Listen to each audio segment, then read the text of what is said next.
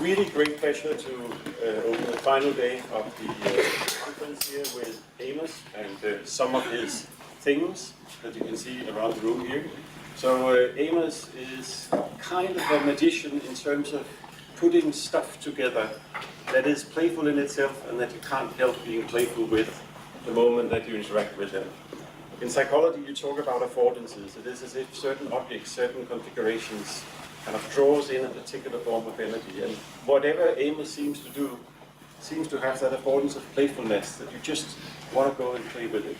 So he is a very interesting mixture of something that has a homeschooling background, has done really interesting work on family therapy and how you can do models of complex systems to understand dynamics in families. Then he worked at the MIT for a long time and was involved in the Scratch development and setting up that Scratch community, which is now a kind of worldwide programming language for kids and other people who are playful. And for the last couple of years, he has been in Billund, where he has the Lego Idea Studio, which is like a larger version of these things here, set inside a beautiful room. And basically, once you get in there and start interacting with the stuff, time just seems to disappear. We do not have that much time this morning, so we better get started, Amos, but thanks for coming and for bringing all this stuff with us. Thank you very much. Great. So it's great to be here with you guys today. I'm going to talk just for a few minutes to kind of introduce what it is we're talking about here, which is play and practice design for open-ended creativity. So I'm part of the LEGO Foundation now, and that means we're really interested and excited in the power of play. And our goal is to redefine play and reimagine learning. And the way that our work, Liam Nilsson, my colleague here who's with me as well today, fits into that in the LEGO Idea Studio, is that we're interested in designing playful invitations for people to be creative, to make something new. But before I came to LEGO, I worked on this project called Scratch at MIT Media Lab in the Lifelong Kindergarten group. And I wanted to just start with this little Scratch game that I made here. This is called Hungry Bat. And this is an interesting game because it's designed so that we can all actually play this game right now, together.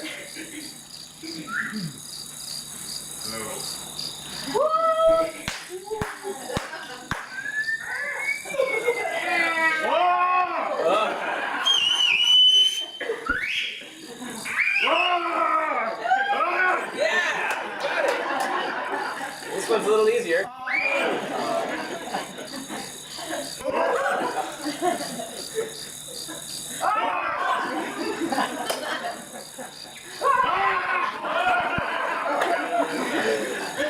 One more? Oh, this is fantastic. Okay, the great thing about this game, every time I run it, there's a different kind of noise that somebody makes first. And Andreas, you helped with the roar, and then everybody else went, oh, that's the noise we have to make, is roar. Actually, that's fantastic. It works with any old sound dial.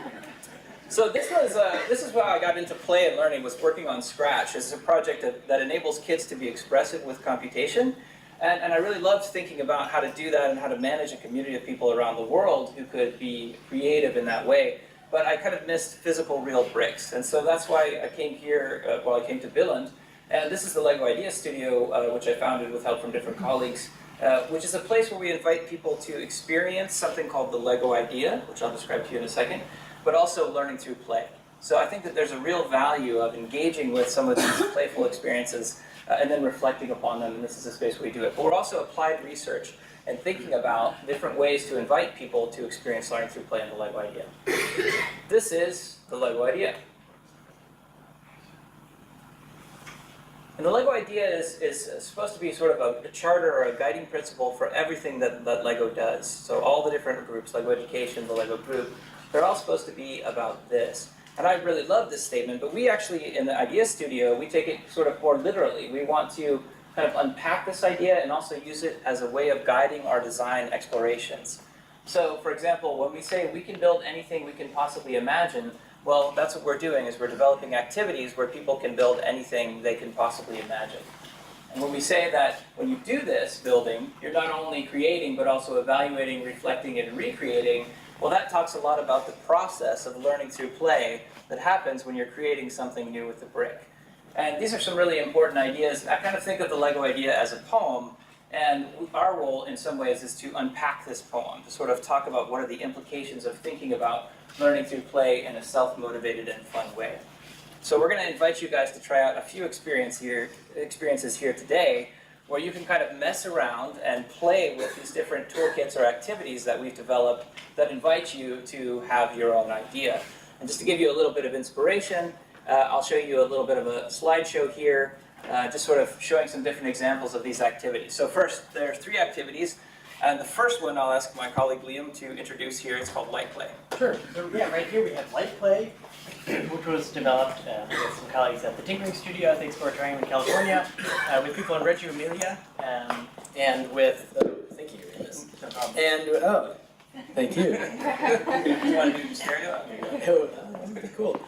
And then colleagues at the MIT Media Lab, at the Lifelong Kindergarten group. So here you can kind of play with light, and you can play with the different sizes of shadows and the different colors that interact, all while using a computational interface. There's this kind of coding platform here that's based on Scratch Junior, where you can play with computational concepts like loops, like sequences, etc., in a totally challenge-free, kind of fun, playful way. Great.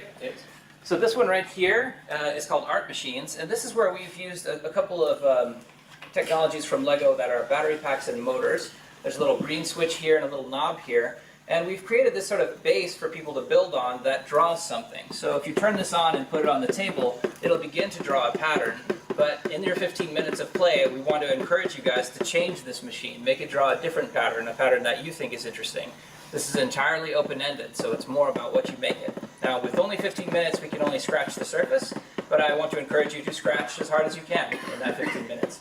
The last activity is called Sky Parade, and this is one where we have used the same kind of technology of motors and batteries, but we invite people to create little gondolas or cable cars that then can travel all around the room. So this one right here is set up on a course, and you can come over here and build your own and modify it in any way, and then have it kind of go all around the room there. So any questions?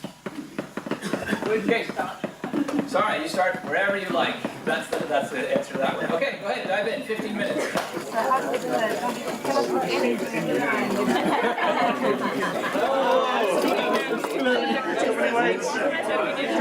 Look at those different colors. Yes, because you want the pen to be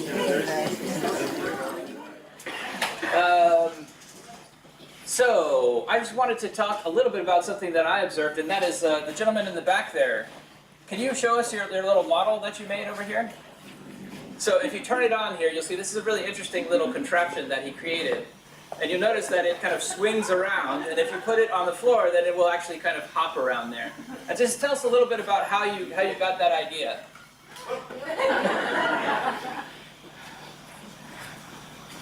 Now just say a few words about how you came up with that experiment. What made you decide to try that? It's actually a card beam. So I used the idea of a brush board. So that puts a little vibrator on a little brush, and it through that displacement of weight. And so I just copied that. Yeah.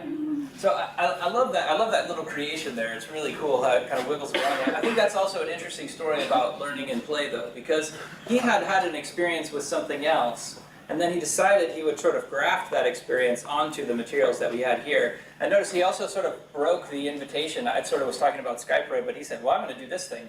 I love that. I think that's like a success. When you create an invitation for somebody to play, and then even if they break out of that and they do something else creative, well, that's sort of the point of what we're to dive in.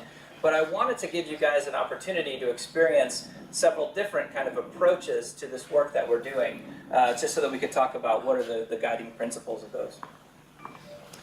So I'm going to give you another example of one of these activities that we ran at the Aarhus Mini Maker Fair a year and a few months ago here. And this is a video that's made by my colleague Christian Hansen at Billund Library, with whom we collaborate a lot, both on making, but also in kind of inviting people to try out these open-ended learning through play activities. Oops.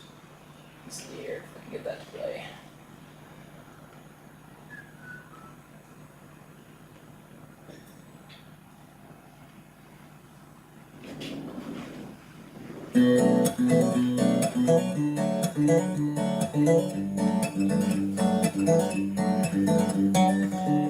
Making handler i bund og grund om at tænke med hænderne. Det er en metode til at udforske verden. Det er learning by doing, og det er en legende tilgang til læring. Vi udstyrer deltagerne med det, vi kalder for en basismodel, hvorfra at de kan udforske aktivitetens uanede muligheder og skabe helt unikke designs. Vi ser en høj grad af engagement. De prøver noget igen og igen og igen. De tester ting af og må spole lidt tilbage for ligesom at finde et svar på det spørgsmål, de egentlig selv har fået formuleret for at nå det hen, hvor de gerne vil.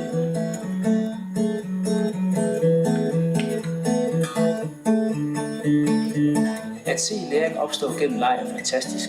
Det er en fed tilgang, som engagerer, motiverer og skaber glæde. I børnenes hovedstad ønsker vi fortsat at skabe flere og endnu bedre rammer for, at den her udvikling kan fortsætte.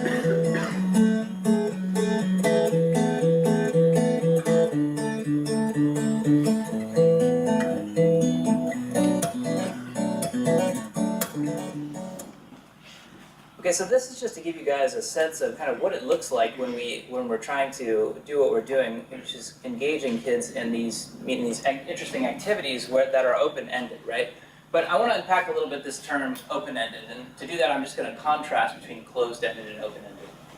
So what I would call a closed-ended play activity is one where you're kind of learning through puzzles. So the Rubik's Cube is one example. Now, in this kind of activity, the child is solving a problem with one solution that's defined by the teacher or the designer of the activity. Now, I contrast that with learning through the Lego brick. Now, with a brick, the child is solving problems with many solutions.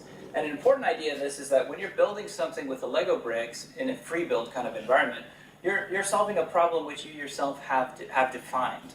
And that, I think, is a really important thing, because while you can do a lot by learning how to optimize different problems that have been given to you by a teacher or maybe by the design of an object like Rubik's Cube or a game, but I think actually when you talk about 21st century skills, we need to remember that also inventing problems is a key aspect that we want to invite kids to engage with.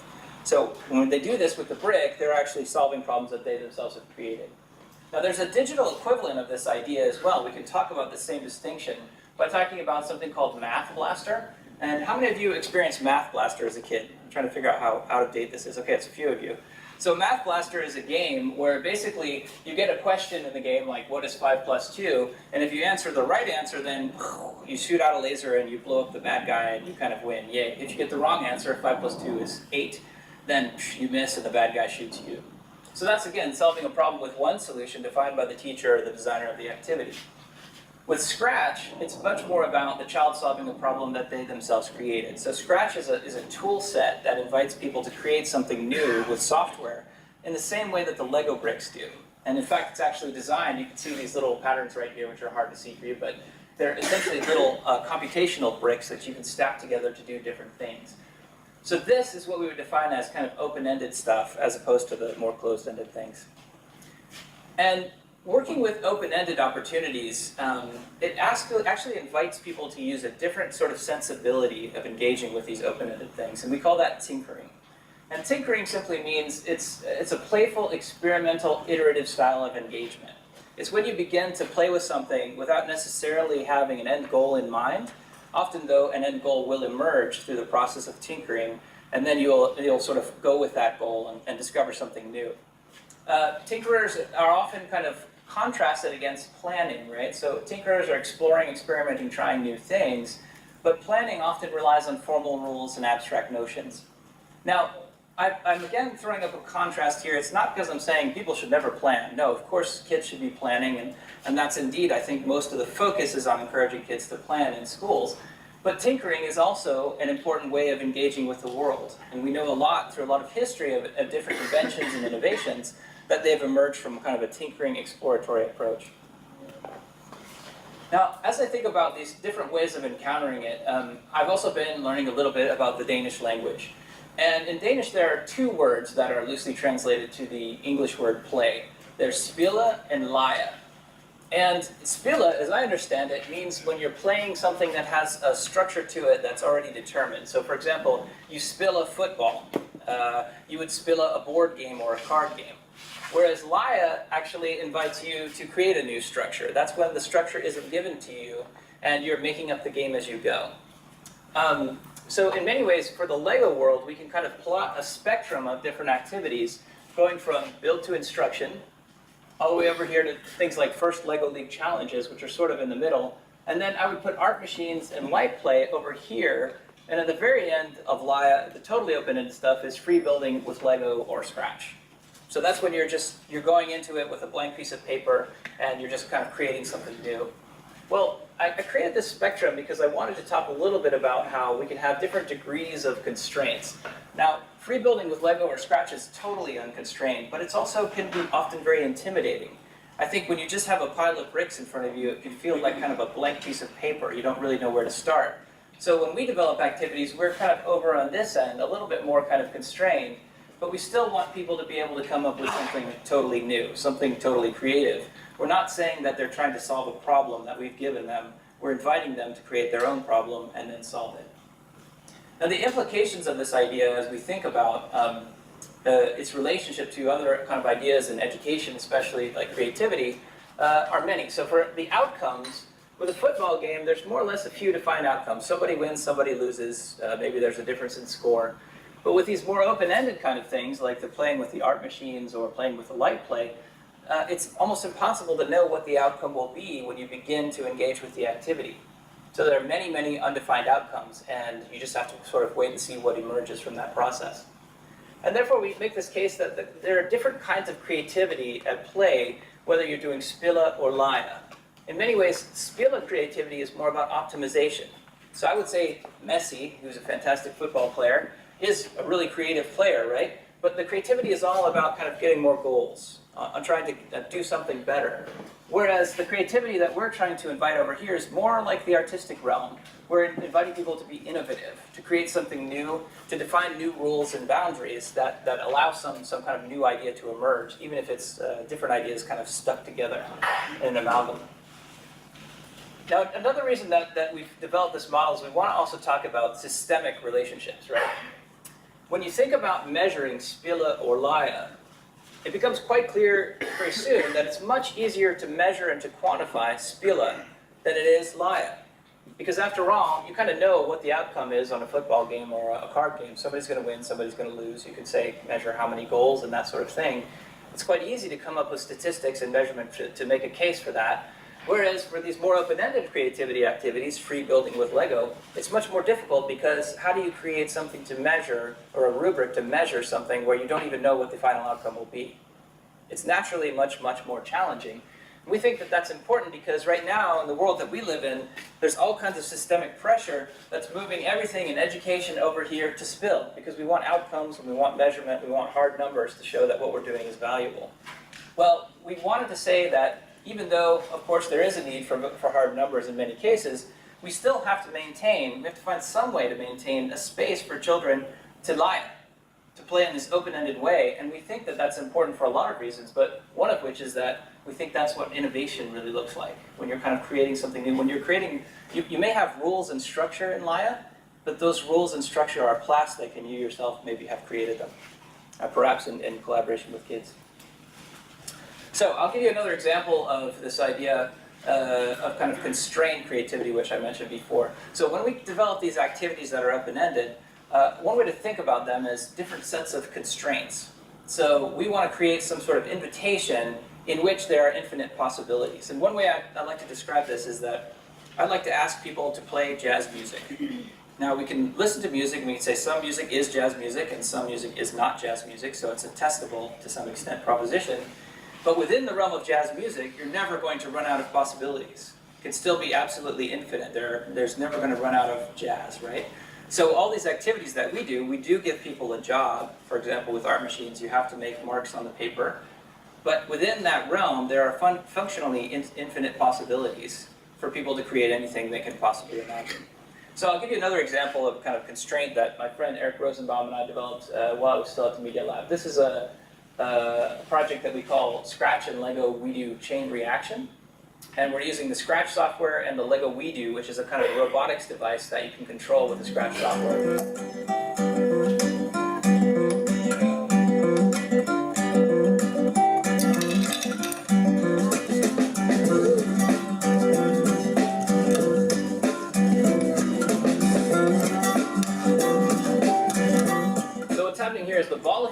we do distance sensor, and it kind of goes into the computer, right? And then it goes across the computer screen, and that triggers a motor then that kicks off another chain reaction of kind of a bunch of dominoes that then kind of talks to the next computer. So this is about, well, fundamentally, it's about networking computers together using bricks and dominoes in a somewhat unconventional way. Now, when we ran this at a larger scale at the Scratch conference, we had fun, and we used kind of a rubber ball as the way of communicating. So everybody had on their little sort of team a computer and a rubber ball. They had to receive a rubber ball from the person on their left, have it go through their screen, and then send it off to the right so it triggers the next computer.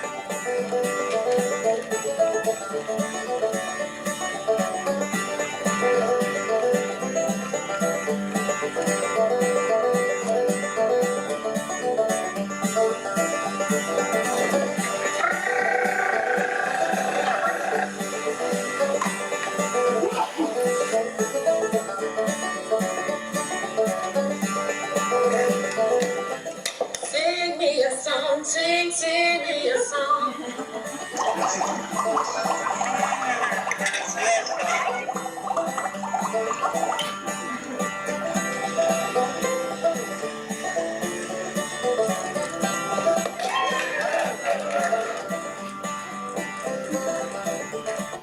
Okay, so in this activity, just like the other ones that I was showing, there was a job to do. You have to receive a ball from the people on your left, and you have to move it through your computer screen, and then you have to send a ball to the team on your right, right? So there is a constraint, there's a job, a distinct purpose of this one. However, within that constraint, as you saw in the video, there are infinite different ways of solving that problem. And that's where we think the interesting creativity emerges, is that you can see there's a ramp right here that they built out of cardboard tubes and all different kinds of things. And there's, of course, many different creative ways of doing it in the software as well. So that's really kind of one way of thinking about our role as designers of these things. And when we do that, we have a few design principles. There are more than this, but I thought I would just touch upon a few of these. One is a really low floor, high ceiling. And this is where actually it's a challenge with some of the activities you saw here, because the Lego battery pack and the motor don't necessarily hang on to each other really well. That kind of raises the floor. And what we mean by low floor is simply that it should be really easy to begin the activity. It should be almost trivial to just sort of get started. And the high ceiling means that there are really deep possibilities to get complex ideas out, to build something really, really cool, right? And so we're always aiming for this, but there are challenges, of course, of how well we can hit that. We want to welcome people up onto that floor and then invite them to go take the ceiling very high. Another key idea, which I found mentioned in some of the other abstracts, is we want to create kind of a low-stakes environment. When you're playing and creating something new, it can be a little bit nervous. People feel worried about being judged in some ways. And we want to always try to make people feel as comfortable as we can, because that turns out to be really key to inviting them to be creative, to iterate, to come up with new ideas. If you share a crazy half-baked thought and somebody says, oh, that's no good, well then you probably won't share that same crazy half-baked thought next time. So that's a key aspect of this, is we have to make sure that the social environment, as well as the built environment, is really cozy and welcoming and nice. And the third one is a statement that my friend Jay Silver, who was one of the co-inventors of something called Makey Makey at the Media Lab, said one day as we were planning a Scratch workshop. And Scratch, again, is all about open-ended programming. But he said it's important to be open-ended, but it's okay to be closed-started. And from that, we mean that it's all right to give somebody kind of a simple task in the beginning, one that's not so open-ended, just so that they become familiar with the tools, they become comfortable with the ideas and sort of how to express themselves with the language at hand. But then, of course, we want to open it up as quickly as they can kind of handle that discomfort, or as they get more comfortable, rather, then they can kind of move more towards open-ended things. So, for example, with the Sky Parade, I might kind of start out with a task saying, okay, I want you to just build a few characters onto this existing Sky Parade cable car. And then after they do that, then I'm sort of opening it up a little bit and saying, like, okay, well, what other kind of cable car would you like to build? How would you like to make this different? How would you like to change it? I'm always sort of moving in that direction, but you don't have to start in the open-ended direction because, again, it can be overwhelming for some people. So now that I've introduced a few of these concepts, I want to talk about how we use these sort of ideas and values to make a case to the educational community. So these are some slides made by my colleague Mike Petrich and also Karen Wilkinson from the Tinkering Studio at the Exploratorium, with whom we collaborate along with the Lifelong Kindergarten Group at MIT and the Reggio Children Foundation on a project called Tinkering in the Digital Age. And so I'll just kind of give you a sense of what it is we're trying to do, how we take these ideas and values around open-ended play and use them to discuss things like computational thinking. So computational thinking is a pretty well-known and oft-discussed concept in the education realm. How many of you heard of computational thinking? Okay, great. So a lot of you have heard it. It basically means that it's about solving problems using computer science skills as defined by Jeanette Wing. And when we say that, we mean that the skills of computer science is like understanding things like algorithms, which we talked about yesterday, data manipulation, operators, sequencing. The idea is that through engaging and understanding these important concepts, children will be better empowered to move and manage life in the 21st century in terms of jobs, in terms of creating new things, etc. It's like a different way of thinking that comes out. So this is a really popular idea, and it leads to things like the work of Codeorg, which has an initiative here to invite people from schools all around the world to engage with some of these different projects that have been developed by many different developers, which are essentially games that are meant to teach you some of these abstract computational notions. So you see a lot of different examples. If you go there now, there's probably, 100 different games you can try that are supposed to give you an experience of those ideas I mentioned before. And what that results in, often we see, is things like this. This is a software called Tinker. And you start out with this little guy here, and then there's a jelly bean over here. And it's telling you, you have to program your character with these blocks over here to walk over to the jelly bean. But if you do it wrong, then it says, oops, that's the wrong answer. You have done it incorrectly. We don't really like that, actually, as an answer. We don't think that it's so helpful to sort of ask kids to do a task that's outside of their context, and then tell them they did it wrong. So here's the sort of the alternative that we propose is based on this theory called Constructionism, as developed by this long-haired guy, Seymour Papert. So he said, pendulums, paints, and clay can be messed around with, and so can computers. This changes the role of the teacher in a lot of ways. Like if the learning happens from the messing around and the exploration with the material, then the role of the teacher becomes one of creating the conditions for invention rather than providing ready-made knowledge. So we're inviting the child to construct their own knowledge through the experience of creating something new. This is the kind of core of Seymour Papert's ideas. So the alternative that we propose to computational thinking is, of course, computational tinkering, right? So you, of course, should learn all these really powerful ideas. They're great. They give you all kinds of new access and literacy into the digital world. The talk yesterday about algorithms, I think, is important to think about that here, because we can't actually intervene or even understand algorithms unless we find some way to engage with them. And we propose, though, that the best way of engaging with them is playfully. And so you do that through designing, remixing, expressing, collaborating. These are all aspects of tinkering, which we think are the best ways to encounter these powerful ideas. So one of the stories that Mitch Resnick, who I worked with a lot when I was at MIT, and then I still work with now through this Tinkering in the Digital Age project, is he talks about when he was first introducing Scratch and kind of testing it out before this programming language for kids was released. And they went to a school, and a kid was building this really cool project he was excited about, where it's a big fish eating a small fish.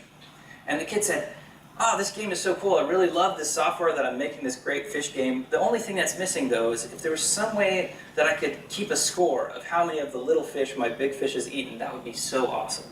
And so Mitch goes, okay, well, so there's this concept called a variable. And with a variable, he shows him sort of how to use that in Scratch to create a variable to store the score. And the kid, puts it in his project. Very soon he's got his big fish crunching along, eating little fish and getting up a score. And the kid goes, "Wow, thank you so much. This was so awesome." And he grabs Mitch's hand and he's shaking it like this. And Mitch just thought, wow, this is a little different than the way most kids encounter the concept of variable in their algebra class, right? Where the teacher says, here is a variable. It is a data thing for storing things. And the kid goes, yeah, okay, variable, right? So when you engage people in creating something new and meaningful to them, it creates a more powerful experience that connects them to these powerful ideas, and that's sort of one of the reasons why we value this approach. So Tinker in the Digital Age, as I mentioned, it's a collaboration of these different teams and these different spots, and what we're working on here are new designs for computational tinkering activities. Documentation is a key aspect of this. You saw some pictures I had up here on a slideshow when you guys were playing around with some of these different activities. Well, documentation, since we're talking about capturing moments and demonstrating a learning value of very open-ended activities, and as I pointed out, the Laia is much more difficult to measure documentation is our primary strategy for kind of capturing and showing the value of what we're doing. What we mean by this documentation is not the credit card receipts that many of you have in your wallets. It's more about, can we actually show the moments when a child comes up with a new idea, when they explore something new, when they integrate an old idea that they had. Maybe they encountered brushbots and then they try to do it in Lego. Can we tell a story that unpacks that whole sort of process that's happening internal to the child's mind? And that's where we're very happy to be partnering with Reggio Emilia, because the Reggio Children Foundation, which is a very famous educational approach for children in early childhood in Italy, developed in Italy, has been doing documentation for, I guess, 30 or 40 years. And they co-authored a book called Making Learning Visible with friends from Project Zero over there, which we think is a great kind of guiding principle in there. So we're also looking to kind of figure out ways to capture these things. We also publish the design principles in the next year as we sort of develop and refine them. One more aspect I want to show you guys just before we wrap up and have a little time for questions is that we're also, as we develop these activities, we're trying to be very transparent about them and encourage others who maybe are interested in this kind of open-ended activity to join us and show some of their own activities. So what we've done is we created this hashtag Lego Tinkering, and this is the Lego Idea Studio where Liam and I work, our Twitter account. We made this Twitter account mostly so we could kind of share different ideas and also kind of connect to other people around the world who are taking these ideas or maybe sharing their own open-ended play activities. So this is somebody, I think it might be from Science Museum in Berkeley, talking about Lego Tinkering, representing it, doing some different activities. This is some of our latest research, playing around with some different things to invite people to make sound. So it's a little sound-making robot that we're kind of tinkering with. It's not all the way ready. This is a guy who runs a makerspace or actually he used to run one makerspace in the Texas area, I think around Houston, but he was recently promoted. Now he's like head of, I think, 8 or 10 library makerspaces, who has been really interested in some of the Lego tinkering stuff that we've been doing, and also that the Tinkering Studio, who participates on this channel, has been doing as well. So this is a kind of a base that the Tinkering Studio created to invite people to create things with sound. So these are just a few different examples of stuff that you'll find on the Lego Tinkering hashtag. If this work is interesting to you, we encourage you to follow it, but also take some of the ideas you see there and change them, adapt them, play with them, and then share a little video of that up here so we can all see it as well and give feedback. So, I believe with that, thank you very much.